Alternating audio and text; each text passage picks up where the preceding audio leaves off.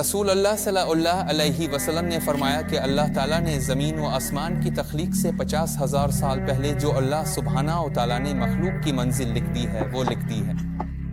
ہر چیز ہماری تخلیق سے، آسمان و زمین کی تخلیق سے 50,000 سال پہلے لکھی جا چکی ہے۔ اللہ کے علم کے بغیر تمہارے ساتھ کچھ نہیں ہو سکتا اور اللہ کی مرضی کے بغیر بھی کچھ نہیں ہو سکتا۔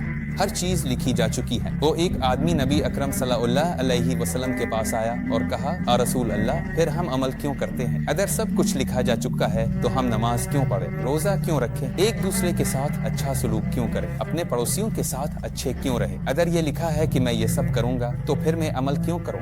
نبی اکرم صلی اللہ علیہ وسلم نے فرمایا، تم اس لیے عمل کرتے ہو کیونکہ اللہ سبحانہ و تعالیٰ ہر ایک کو پیدا کرتا ہے اور پھر اسے اس کی طرف لے جاتا ہے جو وہ کرتا ہے۔ تمہیں اس طرف رہنمائی ملتی ہے، اس چیز کی طرف ہدایت دی جاتی ہے جو اللہ نے تمہارے لیے مقدر کی ہے۔ دیکھو، یہ اللہ کی رحمت ہے، اس نے تمہیں پیدا کیا، تمہارے اعمال کو پیدا کیا، اور اب وہ تمہیں اچھے اعمال کرنے کی طرف رہنمائی کر رہا ہے اور تمہیں یہ اختیار بھی دے رہا ہے کہ تم اچھائی اور برائی میں سے جس کو چاہو چن لو۔ اب تمہارے سامنے ایک آگ ہے، کیا تم یہ کہو گے یہ لکھا ہے کہ میں اس آگ میں قدم رکھوں گا، درست؟